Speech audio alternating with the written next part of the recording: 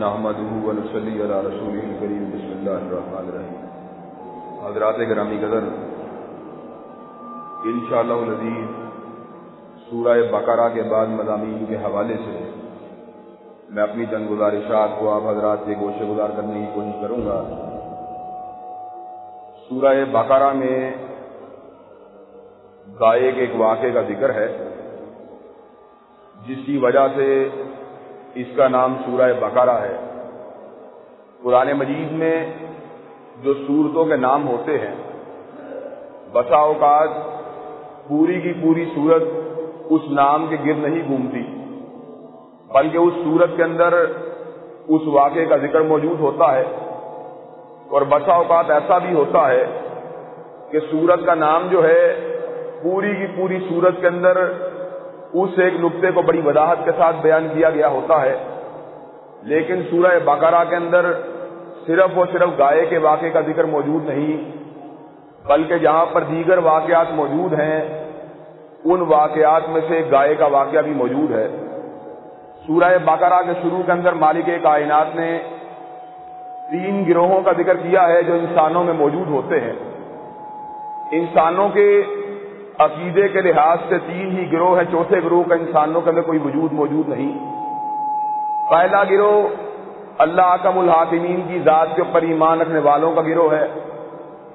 دوسرا گروہ اللہ احکم الحاکمین کی آیات کا انکار کرنے والوں کا گروہ ہے۔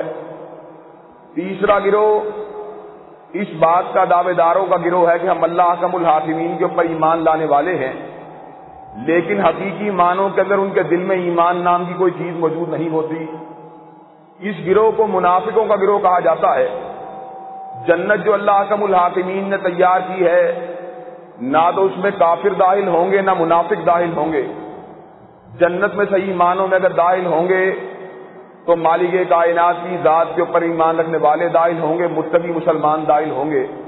اللہ احکم الحاکمین نے یہ بات بھی کہی ہے کہ قرآن مجید اگر ہدایت ہے صحیح معنوں میں تو متقین کے لیے ہدایت ہے۔ تقوی والوں کے بہت سے اوصاف قرآن مجید میں مختلف مقامات کے اوپر بیان کیے گئے ہیں، لیکن سورہ بقرہ میں جن اوصاف کا ذکر کیا گیا ہے وہ اوصاف میں آپ حضرات سے گوشے گزار کر دینا چاہتا ہوں۔ متقی کون لوگ ہوتے ہیں؟ کہا متقی وہ لوگ ہوتے ہیں جو نمازوں کو قائم کرنے والے ہوتے ہیں، زکوٰۃ کو ادا کرنے والے ہوتے ہیں، نبی علیہ الصلوۃ والتسلیم کے اوپر نازل ہونے والی کتاب کو ماننے والے ہوتے ہیں، سابقہ کتابوں کے اوپر ایمان رکھنے والے ہوتے ہیں، اور یوم جزا کے اوپر ایمان رکھنے والے ہوتے ہیں۔ مالک کائنات ارشاد فرماتے ہیں اولئک علی ھدی من ربہم واولئک ھم المفلحون، جو مومن اور متقی ہیں وہ اپنے رب کی طرف سے ہدایت کے اوپر بھی ہیں اور صحیح معنوں میں کامیابی انہی کا مقدر بنے گی۔ اس کے آگے چل کے مالک کائنات نے جنت کی نعمتوں کا ذکر کرتے ہوئے یہ بات کہی ہے کہ جنت کے اندر من پسند قسم کے کھانے اور من پسند قسم کے پھل موجود ہوں گے۔ کہا جنت میں بعض ایسے پھل موجود ہوں گے جب انسان ان کو کھائے گا تو اسی رنگت کا ایک اور پھل جب اس کو دیا جائے گا تو انسان یہ بات کہے گا اللہ یہ پھل تو میں پہلے بھی کھا چکا ہوں، لیکن جب کھانے کی باری آئے گی اس پھل کا ذائقہ، اس کی خوشبو بالکل پہلے پھل سے مختلف ہوگی۔ یعنی اللہ احکم الحاکمین نے ایک ہی رنگت اور ایک ہی خوشبو والے پھلوں کے اندر مختلف قسم کے ذائقے پیدا کیے ہوں گے، اور ساتھ ہی یہ بھی ارشاد فرما دیا وَلَهُمْ فِيهَا أَزْوَاجٌ مُطَهَّرَةٌ وَهُمْ فِيهَا خَالِدُونَ۔ اس جنت کے اندر مالک کائنات پاک باز وفادار بیویوں کو جنتیوں کے ہمراہ کر دیں گے، اور جنتی ہمیشہ ہمیشہ کے لیے جنت کے اندر مقیم رہیں گے۔ اس سے آگے چل کے مالک کائنات نے یہ بات کہی ہے هُوَ الَّذِي خَلَقَ لَكُم مَّا فِي الْأَرْضِ جَمِيعًا، کہ زمین کے اندر جو کچھ بھی موجود ہے اللہ احکم الحاکمین نے اس کو تمہارے لیے تیار کر دیا ہے، چاہے زمین کے اندر پھل موجود ہوں، چاہے پھول موجود ہوں، چاہے لہلہاتی ہوئی فصلیں موجود ہوں، چاہے سمندر کا پانی موجود ہو، سمندر کی مچھلیاں موجود ہوں، طرح طرح کی پوشاکیں موجود ہوں، یہ ساری کی ساری انسانوں کے لیے مالک کائنات نے بنائی ہیں۔ اور ان ساری کی ساری نعمتوں کے بدلے مالک کائنات کیا چاہتے ہیں کہ بندہ اس کی ذات کی بندگی کیا کرے اور اسی کے آستانے کے اوپر آ کے جھکا کرے۔ اسی طرح مالک کائنات نے اس صورت کے اندر اس سرزمین کے اوپر جہاں سے ہماری زندگی کا یعنی انسانوں کی زندگی کا آغاز ہوتا ہے اس کے حوالے سے بھی بڑی وضاحت کے ساتھ باتوں کو بیان کیا ہے۔ کئی مرتبہ انسان کے ذہن کے اندر یہ خیال آتا ہے کہ ہماری نسل نہ جانے اس سیارے کے اوپر کیسے آباد ہوئی، کس حکمت کی وجہ سے مالک کائنات نے ہمیں زمین کے اوپر بھیجا۔ مختلف قسم کی باتیں سننے کو ملتی ہیں۔ بعض لوگ ارتقاء کے نظریے کے اوپر یقین رکھتے ہیں کہ ڈارون اس قسم کی باتیں کہتا ہے، پہلے یہاں پہ ایک بندر ہوتا تھا، بندر آہستہ آہستہ ترقی کرتے کرتے انسان بن گیا۔ اس بات کے اندر کوئی بھی حقیقت والی بات موجود نہیں۔ اس زمین کے اوپر انسانوں کی آمد سے قبل جنات آباد ہوا کرتے تھے، اور اللہ احکم الحاکمین نے دو مخلوقات کو انسانوں سے پہلے پیدا کیا ہے۔ ایک مخلوق فرشتوں کی مخلوق ہے، ایک مخلوق جنات کی مخلوق ہے۔ اللہ احکم الحاکمین ارشاد فرماتے ہیں وَلَقَدْ خَلَقْنَا الْإِنسَانَ مِنْ صَلْصَالٍ مِنْ حَمَإٍ مَسْنُونٍ وَالْجَانَّ خَلَقْنَاهُ مِنْ قَبْلُ مِنْ نَارِ السَّمُومِ۔ ہم نے انسان کو کھنکتی ہوئی مٹی سے پیدا کیا، اور اس سے بہت عرصہ پیشتر جنات کو بھڑکتے ہوئے آگ کے شعلے سے پیدا کیا۔ اس زمین کے اوپر جنات رہا کرتے تھے، جنات نے زمین کے اوپر فساد بھی مچایا، قتل و غارت بھی کی۔ اللہ احکم الحاکمین نے اس قتل و غارت کا کلاکما کرنے کے لیے ایک جن کو، جو کہ اپنی عبادت کی کثرت کی وجہ سے فرشتوں کے گروہ کے اندر شامل ہو چکا تھا، عزازیل اس کو کہا جاتا تھا، اس کو ان جنات کی سرکوبی کے لیے بھیجا۔ عزازیل نے اپنے لشکر کی مدد سے، فرشتوں کی جماعت کی مدد سے زمین کے پر امن کو قائم کیا، اور مالک کائنات کی بارگاہ میں کامیاب ہو کے پہنچا۔ لیکن عزازیل اپنے ساتھ ایک انتہائی بری بات کو بھی لیتا ہوا چلا گیا۔ وہ اللہ کی تسبیح کو بیان کرنے والا، اس کی حمد کو بیان کرنے والا، لیکن اب جب وہ مالک کائنات کی بارگاہ میں پہنچا، اس کے دل کے اندر ایک تکبر اور اپنے کارنامے کی وجہ سے ایک فخر کی کیفیت پیدا ہو گئی۔ اللہ احکم الحاکمین عزازیل کے دل کے اندر جو کبر والی بات موجود تھی اس سے بڑی اچھی طرح آگاہ تھے۔ اللہ احکم الحاکمین کی مشیت کے اندر، اس کے ارادے کے اندر یہ بات بھی موجود تھی کہ میں نے جنات کو مٹانے کے بعد اس سرزمین کے اوپر انسان کو پیدا کرنا ہے۔ اللہ احکم الحاکمین نے اپنے فرشتوں کو جمع کر کے یہ بات کہی انی جاعل فی الارض خلیفہ۔ یہاں پر میں آپ حضرات کے سامنے خلیفہ کے معنی کو بھی واضح کر دینا چاہتا ہوں۔ بعض لوگ یہ بات سمجھتے ہیں کہ خلیفہ کا معنی یہ ہے کہ انسان اللہ کا نائب ہے۔ یہ بات حقیقت کے اندر درست نہیں۔ انسان خلیفۃ اللہ نہیں، نہ اس کے اندر اللہ والی کوئی بات موجود ہے۔ انسان جنوں کے بعد آ کر زمین کے اوپر آباد ہونے والی ایک مخلوق ہے۔ خلیفہ کا مطلب ہوتا ہے ایک شخصیت کے چلے جانے کے بعد، ایک نسل کے چلے جانے کے بعد دوسری نسل کا آنا۔ نبی علیہ الصلوۃ والتسلیم کے بعد حضرت ابوبکر صدیق رضی اللہ تعالیٰ عنہ پہلے خلیفہ بنے، وہ بھی چلے گئے، ان کے بعد حضرت فاروق رضی اللہ تعالیٰ عنہ دوسرے خلیفہ بنے۔ اسی طرح خلیفہ جو ہے بادشاہ کے معنی کے اندر بھی آتا ہے۔ اللہ احکم الحاکمین نے جناب داؤد علیہ الصلوۃ والتسلیم کو یہ بات کہہ کے پکارا ہے یا داؤد انا جعلناک خلیفۃ فی الارض، یا داؤد میں نے تجھے زمین کے اوپر بادشاہ یا خلیفہ بنایا ہے۔ چنانچہ مالک کائنات نے یہ بات کہی انی جاعل فی الارض خلیفہ، میں زمین کے اوپر زمین کے ایک وارث کو پیدا کرنے والا ہوں۔ فرشتے اس سے پہلے زمین کے اوپر جنات کی یورشوں کو دیکھ چکے تھے، جنات کے فساد کو دیکھ چکے تھے۔ انہوں نے اللہ احکم الحاکمین کو یہ بات کہی اتجعل فیہا من یفسد فیہا ویسفک الدماء ونحن نسبح بحمدک ونقدس لک۔ اے اللہ، کیا تو زمین کے اوپر ایسی مخلوق کو دوبارہ پیدا کرے گا جو پہلی مخلوق کی طرح زمین کے اوپر قتل و غارت بھی کرے گی، زمین کے اوپر فساد بھی کرے گی؟ اللہ احکم الحاکمین ارشاد فرماتے ہیں جس بات کا مجھے پتا ہے تمہارے علم کے اندر وہ بات موجود نہیں۔ اللہ احکم الحاکمین نے سیدنا آدم علیہ الصلوۃ والتسلیم کو پیدا فرمایا، اور ان کی فضیلت کے لیے ان کے اندر یہ خاصیت پیدا فرمائی وعلم آدم الاسماء کلھا، جتنی اس دور کے اندر اشیاء کائنات کے اندر قرب و جوار میں موجود تھیں، ان ساری اشیاء کے ناموں کا علم حضرت آدم علیہ الصلوۃ والتسلیم کو عطا فرما دیا۔ جناب آدم علیہ الصلوۃ والتسلیم ہر چیز کے علم کو جاننے والے، ہر چیز کے نام کو جاننے والے۔ اس کے بعد اللہ احکم الحاکمین نے فرشتوں کو بلایا اور ان کو یہ بات کہی فرشتوں مجھ کو یہ بات بتلاؤ، یہ جو چیزیں تم کو نظر آتی ہیں کیا ان کے ناموں کا علم تمہارے پاس موجود ہے؟ فرشتے کہنے لگے سبحانک لا علم لنا الا ما علمتنا انک انت العلیم الحکیم۔ اللہ، ہمیں تو اتنا ہی علم ہو سکتا ہے جتنا علم تو ہم کو عطا فرمائے، آدھود ہم علم کو حاصل کرنے سے قاصر ہیں۔ مالک کائنات نے آدم علیہ الصلوۃ والتسلیم کو ارشاد فرمایا آدم، فرشتوں کو ذرا ان چیزوں کے ناموں کی بابت بتلا دو۔ جب آدم علیہ الصلوۃ والتسلیم نے فرشتوں کو ساری چیزوں کے ناموں کے بارے میں بتلا دیا، مالک کائنات نے فرشتوں کو حکم دیا آدم علیہ الصلوۃ والتسلیم کے سامنے سجدہ ریز ہو جاؤ۔ चुनाचे सारे के सारे फरिश्ते आदम अलैहिस्सलाम व तस्लीम उनके सामने सजदारेज हो गए, लेकिन इब्लीस या अज़ाज़ील जो कि नस्ल के एतबार से जिन था, उसने ये बात कही, खलक़तनी मिन नारिन व खलक़तहू मिन तीन, अल्लाह तूने मुझे आग से पैदा किया, आग का काम ऊपर जाना है, तूने आदम को मट्टी से पैदा किया, मट्टी का काम नीचे गिरना है, अल्लाह मैं ऊपर की तरफ जाने वाला जमीन की तरफ गिरने वाले के सामने कैसे सजदारेज हो सकता हूँ। मालिक कायनात पहले भी उसके किबर से आगाह थे, मालिक कायनात ने उसको रांदा दरगाह बना दिया और कयामत की दीवारों तक के लिए उसको लानतों का मरकज बना दिया। आदम अलैहिस्सलाम तस्लीम उनको और उनकी अहलिया को बागे जन्नत के अंदर आबाद फरमा दिया और ये बात कही, आदम जो चीज चाहे खाओ, जो जी चाहे पियो, लेकिन इस दरख्त के करीब नहीं जाना, अगर तुम दरख्त के करीब गए फतकूना मिनज़ ज़ालिमीन, तुम जालिमों में से हो जाओगे।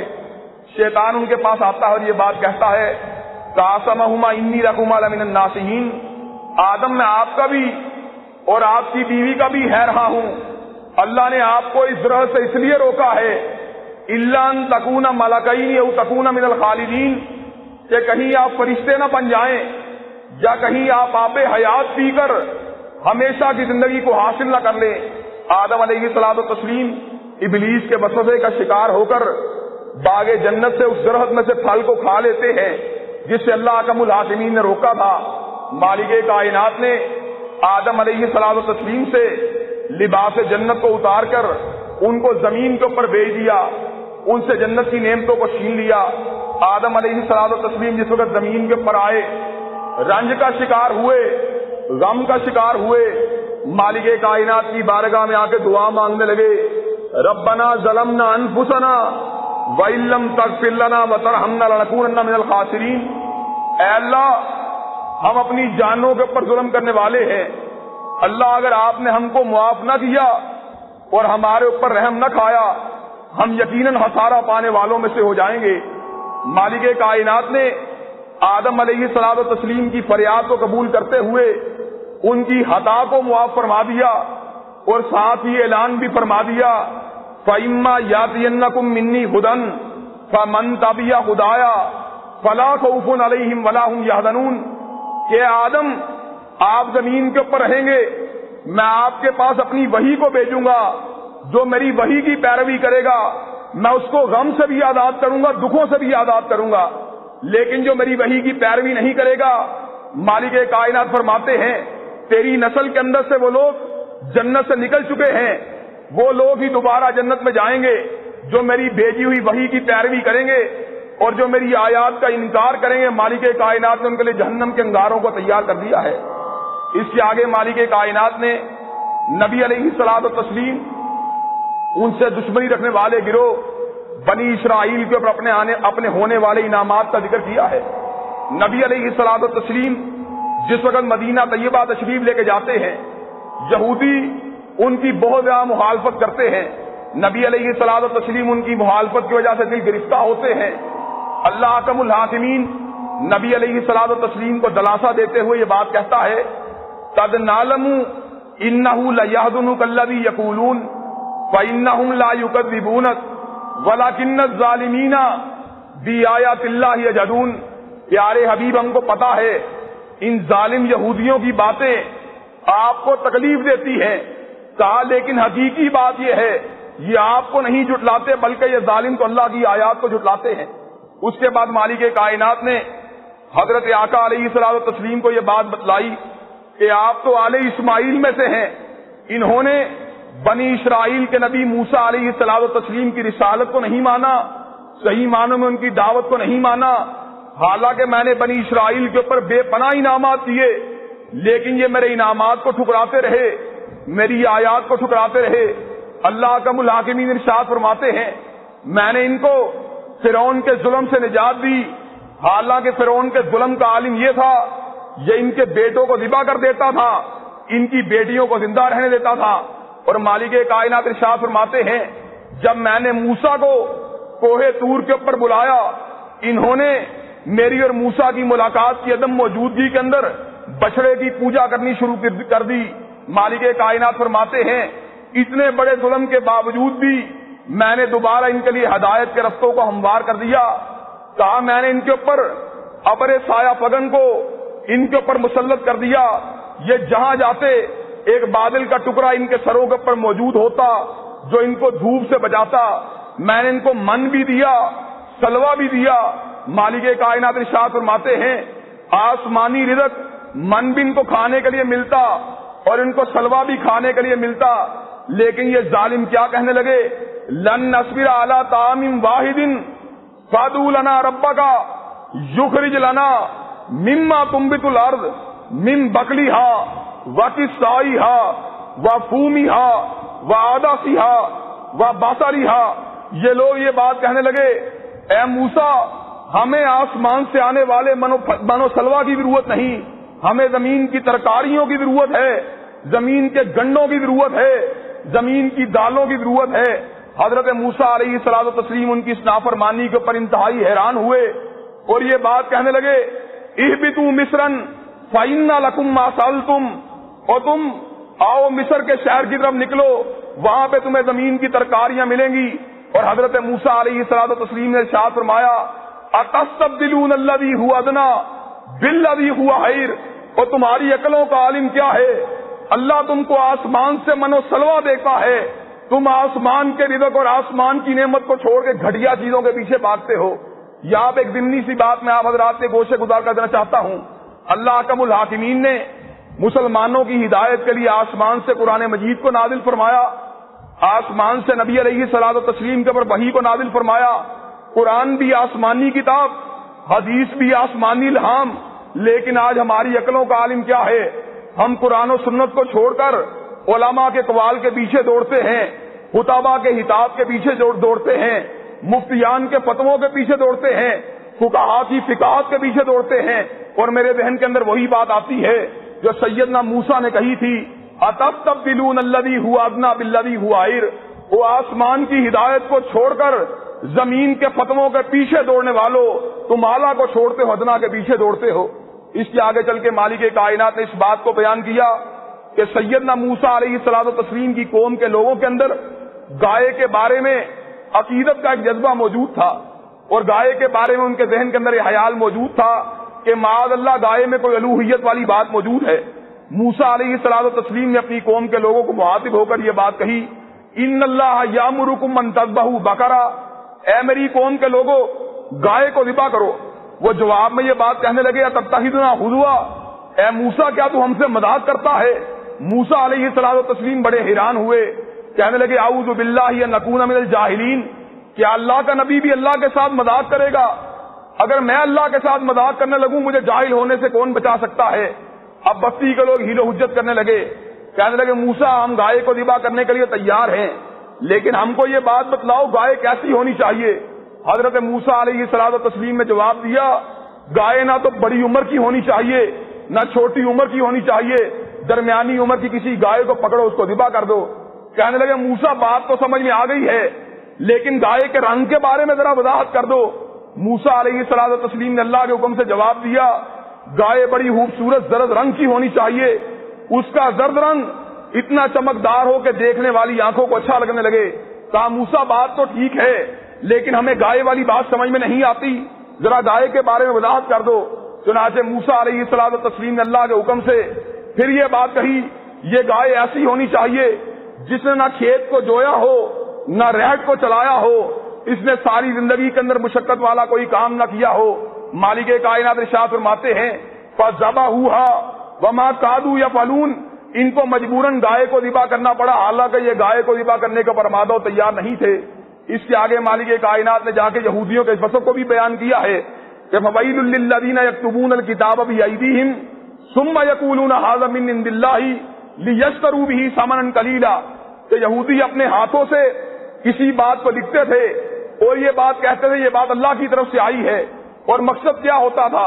مقصد یہ ہوتا تھا لوگوں سے پیسوں کو حاصل کیا جائے, لوگوں کی جیبوں کو کاٹا جائے. اللہ احکم الحاکمین ارشاد فرماتے ہیں فویل لہم مما کتبت ایدیہم وویل لہم مما یکسبون, لعنت اور تباہی ہے ان ہاتھوں کے لیے جن ہاتھوں سے غلط باتوں کو لکھا گیا, اور لعنت ہے اس کمائی کے اوپر جو اس سارے کے سارے دھندے کے بدلے کمائی گئی. اللہ احکم الحاکمین نے سورہ توبہ کے اندر بھی یہ بات کہی ہے کہ ان کثیرا من الاحبار والرهبان لیاکلون اموال الناس بالباطل ویصدون عن سبیل اللہ. بہت سے مولوی اور بہت سے پیر لوگوں کے مالوں کو بٹورنے کے لیے اور ان کو راہ ہدایت سے بھٹکانے کے لیے ہوتے ہیں، لیکن صحیح علماء وہ ہوتے ہیں جو اپنی جیب کو گرم نہیں کرتے بلکہ لوگوں کو وہ بات بتلاتے ہیں جو کلام اللہ میں وارد ہوئی یا حدیث پاک کے اندر وارد ہوئی. اس کے آگے مالک کائنات نے یہودیوں کے ایک اور وصف کا ذکر کیا کہ اَوَتُؤْمِنُونَ بِبَعْضِ الْكِتَابِ وَتَكْفُرُونَ بِبَعْضٍ، کہ یہودی اپنی مرضی کی کتاب کو مان لیتے تھے، اپنی مرضی کی بات کو رد کر دیتے تھے. اللہ احکم الحاکمین ارشاد فرماتے ہیں فَمَا جَزَاءُ مَن يَفْعَلُ ذَلِكَ مِنكُمْ إِلَّا خِزْيٌ فِي الْحَيَاةِ الدُّنْيَا وَيَوْمَ الْقِيَامَةِ يُرَدُّونَ إِلَىٰ أَشَدِّ الْعَذَابِ. جو کتاب کے آدھے حصے کو مانے آدھے کو نہ مانے، اپنی مرضی کی بات کو مانے اپنی مرضی کی بات کو چھوڑے، مالک کائنات ارشاد فرماتے ہیں وہ دنیا کے اندر ذلیل ہوگا اور آخرت کے اندر آگ کے انگاروں کے اندر پھینکا جائے گا. آج بھی اپنے آپ کو مسلمان کہلوانے والے جب سود کی بات آتی ہے سود کو منافع قرار دے کر اس کو کھانے کی جستجو کرتے ہیں. جب پردے کی بات آتی ہے آنکھ کا پردہ قرار دے کر اس پردے سے بچنے کی کوشش کرتے ہیں. جب شادی بیاہ کے اوپر ڈھولک اور ڈھول ڈھمکے سے بچنے کی بات آتی ہے اس کو خوشی اور کلچر قرار دے کر اس موقع پہ قرآن مجید اور احادیث طیبہ کو رد کرنے کی کوشش کرتے ہیں. ان کے اوپر بھی یہ وعید وارد ہوتی ہے کہ اَوَتُؤْمِنُونَ بِبَعْضِ الْكِتَابِ وَتَكْفُرُونَ بِبَعْضٍ، کہ آدھی کتاب کو ماننے والوں آدھی کو رد کرنے والوں نمازوں کو پڑھنے والوں لیکن پردے کو ترک کرنے والوں روزوں کو رکھنے والوں لیکن سود کا دھندا کرنے والوں، اسی طرح حج کرنے والوں لیکن حرام سے اجتناب نہ کرنے والوں دنیا میں ذلیل ہو کے رہو گے اور آخرت میں مالک کائنات نے تمہارے دردناک عذابوں کو تیار کر دیا ہے. اس سے آگے مالک کائنات نے یہ بات بھی کہی یہودیوں کے دلوں کے اندر جناب جبریل کے بارے میں نفرت موجود تھی اور اس نفرت کی وجہ یہ تھی کہ جناب جبریل علیہ الصلوۃ والتسلیم کلام اللہ کو نبی علیہ الصلوۃ والتسلیم کے سینے کے اوپر لے کے آئے. انہوں نے کہا جبریل نے یہ کیا کام کیا، آل اسحاق کی بجائے آل اسماعیل کے نبی کے اوپر اللہ کا کلام لے کے کیوں آیا. مالک کائنات ارشاد فرماتے ہیں قُلْ مَنْ كَانَ عَدُوًّا لِجِبْرِيلَ فَإِنَّهُ نَزَّلَهُ عَلَىٰ قَلْبِكَ بِإِذْنِ اللَّهِ. اور جبریل سے دشمنی کیوں کرتے ہو؟ جبریل اپنی مرضی کے ساتھ کسی کے اوپر کلام لے کے نہیں آتا بلکہ جبرائیل جب بھی کلام لے کے آتا ہے مالک کائنات کی مرضی کا اس کی رضامندی کے ساتھ لے کے آتا ہے. اس سے آگے چل کے مالک کائنات نے انسانوں کو نقصان پہنچانے والی ایک انتہائی خطرناک چیز کا ذکر کیا ہے. مالک کائنات ارشاد فرماتے ہیں جادو ٹونے کے ذریعے میاں بیوی کے درمیان کئی مرتبہ تفرقہ پیدا ہو جاتا ہے، لوگوں کے دلوں کے اندر دشمنی پیدا ہو جاتی ہے، لیکن جادو کا وار جب چلتا ہے اللہ کی مرضی سے چلتا ہے وَمَا هُمْ بِضَارِّينَ بِهِ مِنْ أَحَدٍ إِلَّا بِإِذْنِ اللَّهِ. کئی مرتبہ جادو کا وار کرنے والے لاکھ جستجو کرتے رہتے ہیں لیکن جادو کا وار کرنے میں کامیاب نہیں ہوتے، لیکن جب اللہ کی مشیت ہوتی ہے اللہ کا ارادہ ہوتا ہے جادو کا وار کارگر ہو جاتا ہے. جادو کی وجہ سے انسان کے اندر نفسیاتی تبدیلیاں رونما ہو جاتی ہیں، اس کی سوچ و فکر بدل جاتی ہے، جو چیز انسان کو پسند ہوتی ہے انسان اس سے نفرت کرنا شروع کر دیتا ہے. انسان کی آنکھوں کے اندر کئی مرتبہ پردے ڈل جاتے ہیں، انسان کو کئی مرتبہ اس کے حواس ہمسا کے اندر غلط قسم کی انفارمیشن جو ہے پرسیو ہوتی ہے. جیسے کہ موسیٰ علیہ الصلوۃ والتسلیم کے واقعے کے اندر اگرچہ وہ رسیاں تھیں لیکن جناب موسیٰ علیہ الصلوۃ والتسلیم کو سانپ نظر آنے لگے. اگر خدا نہ خواستہ کسی شخص کے اوپر جادو ہو جائے اس کے گھر کے اندر خون کے چھینٹے گرنے لگے عجیب و غریب قسم کی آوازیں آنے لگے تو گھبرانے کی کوئی ضرورت نہیں. جھوٹے عاملوں کے پاس غلط نجومیوں کے پاس کہانت کا دھندا کرنے والوں کے پاس جانے کی ضرورت نہیں بلکہ صبح و شام بلکہ ہر نماز کے بعد 3 قلوں کو 3 دفعہ پڑھیں، ہر نماز کے بعد آیت الکرسی کو پڑھیں، رات سونے سے پہلے سورہ بقرہ کی آخری 2 آیات کی تلاوت کریں، اپنے گھروں کے اندر 3 دن میں 1 مرتبہ سورہ بقرہ کو ختم کریں. صبح و دم لا الہ الا اللہ وحدہ لا شریک لہ لہ الملک و لہ الحمد وہو علی کل شیء قدیر 100 مرتبہ اس کا ورد کریں. حضرت آقا کا ارشاد عالی ہے کان لہ حرز من الشیطان ذالک الیوم حتی المساء. جس نے 100 مرتبہ اس ذکر کو کر لیا مالک کائنات شام تک اس کو جادو کے شر سے محفوظ رکھیں گے. مالک کائنات اگر جادو کا کوئی اثر موجود ہو اس سے انسان کو پاک اور صاف فرما دیں گے. اس کے آگے چل کے مالک کائنات نے اس بات کا ذکر کیا ہے الذین آتیناہم الکتاب یتلونہ حق تلاوتہ اولئک یؤمنون بہ. جو لوگ کتاب کے وارث ہیں ان کا حق بنتا ہے ان کے اوپر یہ ذمہ داری عائد ہوتی ہے وہ کثرت کے ساتھ کلام اللہ کی تلاوت کیا کریں. کہا جو کثرت کے ساتھ کلام اللہ کی تلاوت کرنے والے ہیں صحیح معنوں میں وہی کتاب اللہ کے اوپر یقین رکھنے والے ہیں. کہا یہ یقین کی کون سی قسم ہے کہ کتاب اللہ سے محبت کا اعلان بھی کیا جائے لیکن اس کو پڑھنے کے اوپر اصرار بھی نہ کیا جائے. مسلمان اور مومن کو کم از کم 30 دن میں ایک مرتبہ کلام اللہ کو ضرور ختم کرنا چاہیے اور اگر اللہ حکم الحاکمین نے توفیق عطا فرمائی ہو تو 10 دن کے اندر اس کو ختم کرنا چاہیے اور اگر اس سے زیادہ توفیق عطا فرمائی ہو تو 7 دن کے اندر کم از کم کلام اللہ کو ضرور ختم کرنا چاہیے. 3 دن سے کم کلام اللہ کو ختم کرنا اس کی حدیث طیبہ کے اندر اجازت موجود نہیں اور نہ ہی اس کو 3 دن سے کم ختم کرنے کی کوشش کرنی چاہیے. اس کے آگے چل کے مالک کائنات نے زمین کے اوپر اپنی بندگی کے لیے بنائے جانے والے پہلے گھر کا ذکر کیا ہے کہ یہ سعادت اگر حاصل ہوئی تو جناب ابراہیم علیہ الصلوۃ والتسلیم کو حاصل ہوئی کہ ابراہیم علیہ الصلوۃ والتسلیم اور ان کے بیٹے اسماعیل نے محنت کر کے اللہ کے گھر کو تعمیر کیا اور اللہ حکم الحاکمین ان دونوں نبیوں کی عاجزی کو بیان کرتے ہوئے ارشاد فرماتے ہیں ان نبیوں کا کیا کہنا کہ اللہ کے گھر کو بنانے والے اللہ کی مسجد کو تعمیر فرمانے والے لیکن اس کے باوجود بھی ان کی دعا یہ تھی ربنا تقبل منا انک انت السمیع العلیم. اللہ ہماری اس کاوش کو قبول کر لے. اللہ اگر تو نے ہماری کاوش کو قبول کر لیا ہم کامیاب ہو گئے اور اللہ اگر تو کاوش کو قبول نہ کرے انسان جتنی مرضی محنت کرتا رہے اس محنت کا کوئی بھی فائدہ نہیں. اس کے بعد جب اللہ حکم الحاکمین کا گھر بن گیا مالک کائنات ارشاد فرماتے ہیں میں نے مقام ابراہیم کو مصلی کی جگہ بنا دیا. آج بھی جو لوگ عمرہ کرنے کے لیے جاتے ہیں حج کرنے کے لیے جاتے ہیں تو آپ کے مکمل ہو جانے کے بعد مقام ابراہیم کے اوپر 2 نفلوں کو ادا کرتے ہیں. اس کے آگے چل کے مالک کائنات نے یہ بات بھی ارشاد فرمائی کہ ابراہیم علیہ الصلوۃ والتسلیم صحیح معنوں میں راہ راست کے اوپر تھے عقیدہ توحید کے اوپر تھے. ومن یرغب عن ملت ابراہیم الا من سفی نفسہ اور وہ شخص بدترین بے وقوف ہے جو ابراہیم کے طریقے کے ساتھ انحراف کرے چاہے پیسے والا ہو چاہے سرمایہ والا ہو چاہے مال والا ہو لیکن اگر توحید سے دور ہے وہ شخص بے وقوف ہے. اس کے آگے مالک کائنات ارشاد فرماتے ہیں جس وقت ابراہیم کی رخصت کا وقت آیا ابراہیم نے اپنے بیٹوں کو بلایا اپنے پوتے یعقوب کو بلایا اور یہ بات کہی اے میرے بیٹوں اور اے میرے پوتوں میرے بعد تم لوگوں کے لیے دین کے اوپر چلنا واجب ہے تمہارے اوپر دین کو چلنا لازم ہے. اور کہا انہوں نے یہ بات کہی تم کو اگر موت آئے تو ایسے عالم کے اندر آئے کہ تم لوگ مسلمان ہو. کہا ان کی موت کے بعد جس وقت جناب یعقوب کی موت کا وقت آیا انہوں نے اپنے بیٹوں کو جمع کیا اور ان کو یہ بات کہی اے میرے بیٹوں میرے جانے کے بعد کس کی بندگی کیا کرو گے. تو بیٹوں نے جواب میں کہا تھا بابا آپ کے رب اپنے دادا کے بھائی اسماعیل کے رب اسی طرح اپنے جد امجد جناب ابراہیم علیہ الصلوۃ والتسلیم کے رب کی ہم پیروی کیا کریں گے اس کی بندگی کیا کریں گے اس کے حکموں کو چلا کریں گے. اللہ حکم الحاکمین اس کے آگے چل کے ارشاد فرماتے ہیں رنگ تو بہت سے ہوتے ہیں لیکن صحیح معنوں میں جس کے پر اللہ کا رنگ چڑھ جائے وہ کامیاب بھی ہے اور کامران بھی ہے. اس کے آگے چل کے مالک کائنات نے دوسرے سپارے کے شروع کے اندر قبلے کے تبدیل ہونے کا ذکر کیا ہے کہ پہلے مسلمانوں کا قبلہ بیت المقدس کی طرف ہوا کرتا تھا. آقا علیہ الصلوۃ والتسلیم اکثر اپنے چہرے کو آسمان کی طرف کیا کرتے تھے اور یہ بات ان کے دل کے اندر موجود ہوتی تھی اے کاش اللہ قبلہ اول سے قبلے کو تبدیل کر کے بیت اللہ کی نماز پڑھنے کی اجازت دے دے. مالک کائنات ارشاد فرماتے ہیں قد نرا تقلب وجهك في السماء فلنولینک قبلۃ ترضاها. حبیب ہم نے تیرے اٹھتے ہوئے چہرے کو دیکھ لیا اور تیری مرضی کے ساتھ قبلے کو تبدیل کر کے بیت المقدس سے ہٹا کر بیت اللہ الحرام کی طرف کر دیا.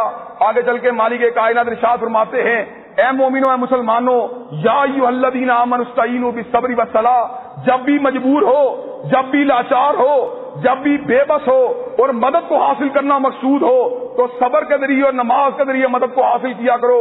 کہا جو انسان صبر کے دامن کو نہیں چھوڑتا اور اللہ حکم الحاکمین کی بندگی سے باز نہیں آتا اس کی نماز کو ادا کرتا رہتا ہے مالک کائنات اس کی مدد کو ضرور فرماتے ہیں. اس کے آگے مالک کائنات نے یہ بات ارشاد فرمائی فاذکرونی اذکرکم واشکروا لی ولا تکفرون. اے لوگوں تم میرا ذکر کیا کرو میں تمہارا ذکر کیا کروں گا اور ذکر کرنے کے ذریعے میری نعمتوں کا شکریہ ادا کیا کرو اور ذکر کو چھوڑ کر میری نعمتوں کا انکار نہ کیا کرو. ذکر اللہ حکم الحاکمین کی عبادت کا بہت بڑا ذریعہ ہے اور ذکر کی فضیلت کے حوالے سے حضرت آقا کا ارشاد عالی ہے الا انبئکم بخیر اعمالکم ازکا عند ملیککم وارفعھا فی درجاتکم وخیر لکم من انفاق الذهب والورق وخیر لکم من ان تلقوا عدوکم فتضربوا اعناقهم ویضربوا اعناقکم قالوا بلا قال ذکر اللہ. نبی علیہ الصلوۃ والتسلیم صحابہ کے ہمراہ موجود تھے. اپنے صحابیوں کو مخاطب ہو کر یہ بات کہنے لگے، اے میرے صحابہ، تمہیں ایسی عبادت سے آگاہ نہ کروں جو تمہارے مالک کو بہت زیادہ پسند ہے، تمہارے درجات کو بہت بلند کرنے والی ہے، تمہارے لیے اس بات سے بہتر ہے تم سونے کو حرج کرو، تم چاندی کو حرج کرو، اور تمہارے لیے اس بات سے بہتر ہے تمہارا مقابلہ لشکر کفار سے ہو، تم ان کی گردنیں کاٹو وہ تمہاری گردنیں کاٹیں. صحابہ کرام فرمانے لگے، اے اللہ کے نبی ایسی عبادت سے ضرور ادا کیجیے. اللہ کے نبی نے جواب میں فرمایا، اللہ کا ذکر کرنا ان ساری کی ساری عبادات سے افضل ہے. سبحان اللہ و بحمدہ یا فرشتوں کا ذکر ہے، انسان 100 مرتبہ سبحان اللہ و بحمدہ کہے، مالک کائنات انسان کے گناہ سمندروں کی جھاگوں کے برابر بھی کیوں نہ ہو سارے کے ساروں کو معاف فرما دیتے ہیں. اسی طرح لا الہ الا اللہ، اس کا وزن اتنا زیادہ ہے کہ قیامت کے دن ایک آدمی آئے گا، اس کے نامہ اعمال میں سے جو پرچی برآمد ہوگی، جو چٹھا برآمد ہوگا، گناہوں کا برآمد ہوگا، جو عمل نکلے گا بائیں پلڑے کا مال ہوگا. بایاں پلڑا اتنا بھاری ہو جائے گا کہ انسان کے ذہن کے اندر یہ خیال آئے گا کہ اب میرے بچنے کی کوئی بھی صورت موجود نہیں. یک لخت اس کے نامہ اعمال میں سے پرچی نکلے گی، اس کو دائیں پلڑے میں ڈالا جائے گا. انسان کے ذہن کے اندر یہ خیال آئے گا کہ ایک پرچی اگر دائیں پلڑے میں ڈل بھی گئی تو میرے نامہ اعمال کو کتنا وزنی کر سکتی ہے. لیکن نبی علیہ الصلوۃ والتسلیم ارشاد فرماتے ہیں، اس ایک پرچی کی وجہ سے اس کا دایاں پلڑا بھاری ہو جائے گا، اس پرچی کو کھولا جائے گا، اس کے اوپر لا الہ الا اللہ کے الفاظ موجود ہوں گے. گویا کہ جو لا الہ الا اللہ کا ورد کرتا رہا، اس کے ساتھ چمٹا رہا، اس کے مقاصد کو پورا کرتا رہا، کتنا بھی گناہ گار کیوں نہ ہو، مالک کائنات اسے جنت میں ضرور داخل فرمائیں گے. اس سے آگے چل کے مالک کائنات نے ایک معاشرتی گناہ کا ذکر کرتے ہوئے یہ بات کہی ہے، اے لوگو، جس وقت تمہارے اندر سے کوئی بندہ قتل ہو جائے اس کا بدلہ ضرور لیا کرو. اگر قتل ہونے والا آدمی ہو اور کرنے والا بھی آدمی ہو، جس نے قتل کیا اسے قتل کر دیا جائے، قاتلہ عورت ہو اس کو قتل کر دیا جائے. اگر دان کو توڑا جائے اس کے بدلے دان کو توڑا جائے گا، اگر آنکھ کو نکالا جائے اس کے بدلے آنکھ کو نکالا جائے گا. لیکن کہا اگر کسی کے دل میں اپنے بھائی کے لیے نرمی والی بات موجود ہو، وہ دیت کو لینا چاہے، اللہ کی طرف سے رخصت موجود ہے. لیکن مالک کائنات نے ارشاد فرما دیا، وَلَكُمْ فِي الْقِصَاصِ حَيَاةٌ یَا أُولِي الْأَلْبَابِ، اے عقل مندو، تمہارے لیے بدلہ لینے کے اندر زندگی موجود ہے، اور بدلے کا مقابلہ دیت والا عمل نہیں کر سکتا. اس کے آگے چل کے مالک کائنات نے ماہ رمضان میں کیے جانے والے عمل کا ذکر کیا. ارشاد ہوا، یا ایھا الذین آمنوا کتب علیکم الصیام کما کتب علی الذین من قبلکم لعلکم تتقون. اے لوگوں، تمہارے اوپر روزوں کو واجب کر دیا گیا بالکل اسی طرح جس طرح تم سے پہلے لوگوں کے اوپر روزوں کو واجب کر دیا گیا. روزوں کو فرض کرنے کا مقصد کیا تھا؟ لعلکم تتقون، تاکہ تمہارے تقوی پیدا ہو جائے. بات کو ذرا غور سے سننے کی کوشش کیجئے. ہم سارا سال کھانے کو کھانے والے، پانی کو پینے والے، دودھ کو پینے والے، لیکن رمضان کا مہینہ آتا ہے، کھانے کو نہیں کھاتے، دودھ کو نہیں پیتے، پانی کو نہیں پیتے، شریکہ حیات کے قریب نہیں جاتے. دل میں ایک احساس پیدا ہوتا ہے رب کے حکم کے اوپر دودھ حلال تھا، اس کو چھوڑ دیا. کیا اس رب کو راضی کرنے کے لیے سود کو نہیں چھوڑا جا سکتا؟ رب نے جس شریکہ حیات کو ہمارے لیے حلال کیا، رمضان کے مہینے میں اس سے کنارہ کشی کو اختیار کر لیا، کیا اس رب کو راضی کرنے کے لیے زناکاریوں کو نہیں چھوڑا جا سکتا؟ اسی طرح مالک کائنات کے فضل و رحمت سے جب ہم نے رمضان کے مہینے میں پانی کو چھوڑا، کھانے کو چھوڑا، اس رب کو راضی کرنے کے لیے کیا شراب کو نہیں چھوڑا جا سکتا؟ اللہ کا الحاکمین ارشاد فرماتے ہیں، روزہ کو رکھنے کے نتیجے میں تمہارے اندر تقویٰ پیدا ہو جائے گا. اور اس کے آگے چل کے مالک کائنات نے یہ بات بھی ارشاد فرمائی، وَإِذَا سَأَلَكَ عِبَادِي عَنِّي فَإِنِّي قَرِيبٌ أُجِيبُ دَعْوَةَ الدَّاعِ إِذَا دَعَانِ. میرے بندے جب میرے بارے میں آپ سے سوال کرتے ہیں، ان کو یہ بات بتلا دیجئے میں ان کے قریب تر ہوں. جب بھی مجھے پکارا گیا میں نے پکارنے والے کی ندا کا جواب ضرور دیا گیا، میں نے ضرور دیا ہے. چاہے پکارنے والا ایوب کی طرح بیمار کیوں نہ ہو، یونس کی طرح غمزدہ کیوں نہ ہو، زکریا کی طرح بے اولاد کیوں نہ ہو، موسیٰ کی طرح غریب الدیار کیوں نہ ہو، جب بھی میرے بارگاہ میں آئے گا، میرے آستانے کے اوپر اپنے ہاتھوں کو پھیلائے گا، میں اس کی بات کو ضرور سنوں گا.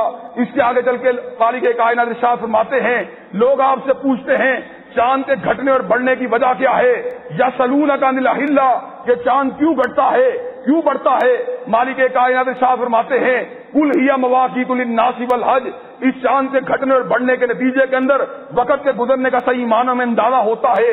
आज हमने शमसी कैलेंडरों को बना लिया जिनके अंदर जनवरी का महीना मौजूद होता है, फरवरी का महीना मौजूद होता है। हम कैलेंडर से डेट को पढ़ते हैं, डेट के गुजरने का अंदाजा होता है, लेकिन मालिक कायनात के कैलेंडर के ऊपर गौर कीजिए। जब उस कैलेंडर के ऊपर आप नजर डालें, आपको जमीनी किसी कैलेंडर के ऊपर नजर डालने की जरूरत नहीं होती। आप चांद की गोलाई से अंदाजा कर सकते हैं आज महीने की 14 तारीख है, आप उसकी गोलाई से अंदाजा कर सकते हैं आज महीने की 7 तारीख है। अल्लाह का कैलेंडर आपके सामने सफात के ऊपर लिखने का मोहताज नहीं, बल्कि मालिक कायनात ने अपनी महलूक के कैलेंडर को जमीन और आसमान के दरमियान लटका दिया है। इससे आगे चल के मालिक कायनात ने हज की अहमियत और फर्जियत का जिक्र करते हुए ये बात कही है। हज एक ऐसी इबादत है जिसके अंदर ना झगड़ा होना चाहिए, ना फाहशी का इर्तिकाब होना चाहिए, ना गुनाह वाली बात होनी चाहिए। और जो शख्स अल्लाह की रिदा के लिए सुन्नत तरीके के मुताबिक हज करेगा, मालिक कायनात उसकी सारी हताओं को मुआफ फरमा देंगे। इसके आगे चल के मालिक कायनात ने एक इंतहाई आला दुआ का जिक्र किया है जिसमें दुनिया की बरकत भी मौजूद हैं और आखिरत की बरकतें भी मौजूद हैं। वो दुआ ये है, रब्बना आतिना फिद दुनिया हसनतन व फिल आखिरति हसनतन वकीना अज़ाबन नार। ऐ अल्लाह, हमारी दुनिया को भी हमारे लिए बेहतर बना दे, हमारी आखिरत को भी हमारे लिए बेहतर बना दे और हमें आग के अज़ाब से महफूज फरमा दे। इसके आगे चल के मालिक कायनात ने 2 हराम अशिया का जिक्र किया, एक जुए का जिक्र किया, एक शराब का जिक्र किया। कहा लोग आपसे ये सवाल करते हैं, यसअलूनका अनिल हमरी वल मैसिरी कुल फीहिमा इस्मुन कबीरुम व मनाफिउ लिन्नास, कि शराब के बारे में हुक्म क्या है, जुए के बारे में हुक्म क्या है। कहा जुए और शराब के अंदर फायदे वाली बातें भी मौजूद हैं, लेकिन इनके फायदे अगर जमा किए जाएं इनके नुकसान बहुत ज्यादा हैं। फायदे अगर जमीन हैं, नुकसानात इनके आसमान हैं। फायदे अगर 10% हैं, नुकसानात 90% हैं। चुनाचे मालिक कायनात ने नुकसान ज्यादा होने की वजह से इनको हराम कर दिया है। आज भी अगर कोई चीज नई पैदा हो, उसके नुकसानात के ऊपर गौर किया जाए, उसके नफे के ऊपर गौर किया जाए। अगर नफे का पहलू कम हो, नुकसान का पहलू ज्यादा हो, ऐसी चीज जो है इज्तिहादी एतबार से, नुक्ते के एतबार से हराम है। इसके आगे चल के मालिक कायनात ने इस बात का जिक्र किया है, जब भी मर्दों ने निकाह करना हो वो मुसलमान औरतों के साथ निकाह किया करें, मुशरिक औरतों के साथ निकाह ना किया करें, चाहे वो कितनी खूबसूरत क्यों नजर ना आए। इसी तरह मुसलमान औरतें जब भी निकाह किया करें, मुसलमान मर्दों के साथ निकाह किया करें, चाहे गैर मुस्लिम मर्द कितने भी खूबसूरत क्यों नजर ना आए। यहाँ पर थोड़ी सी बात मैं आप हज़रात के वादे कर देना चाहता हूँ कि मुशरिकों की 2 किस्में हैं।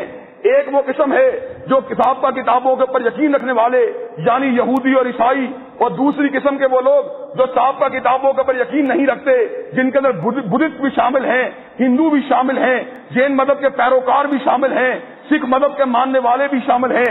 यहूदों ने सारा की औरतों के साथ शादी करना ये इस्लाम में जायज है, लेकिन सिख मदद, जैन मदद और बुद्ध मदद की औरतों के साथ इस्लाम में शादी करना ये हराम है।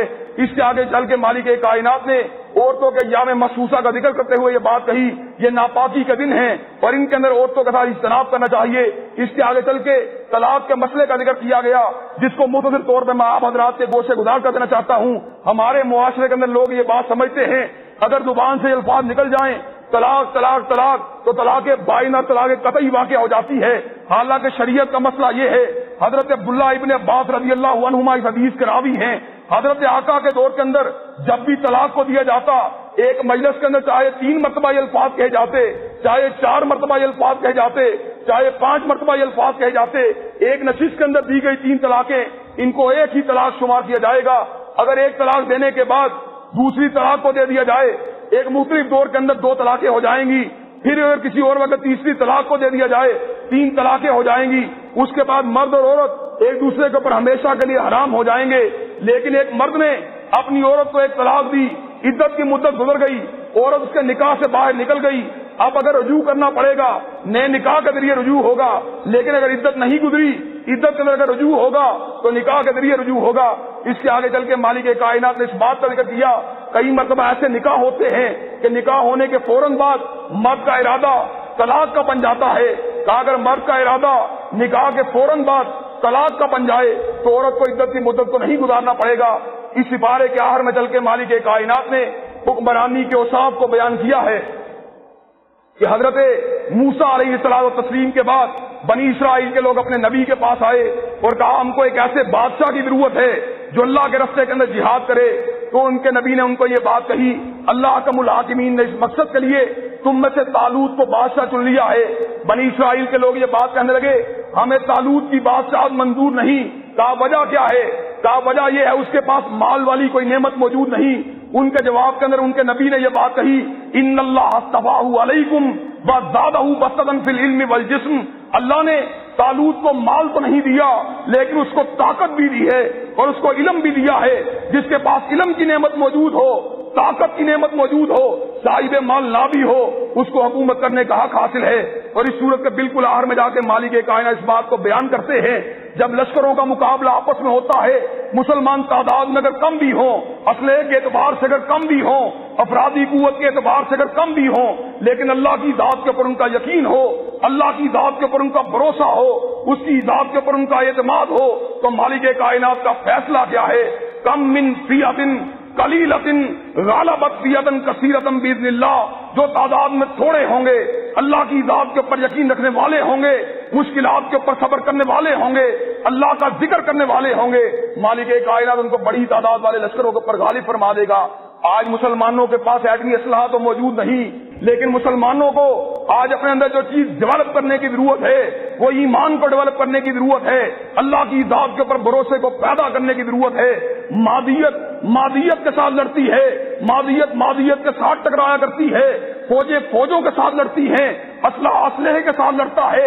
लेकिन जब असले के मार्ग, असले के मैदान में, असले के शोबे में, असले के डिपार्टमेंट में कमी हो, फौजें कम हो, ऐसे आलिम के अंदर फिर असला असले के साथ नहीं लड़ता, मादियत मादियत के साथ नहीं टकराया करती, बल्कि ऐसे आलम में काम अगर आती है तो रूहानियत आया करती है, मालिक कायनात की जात पे एतमाद और उसकी जात के ऊपर यकीन आया करता है।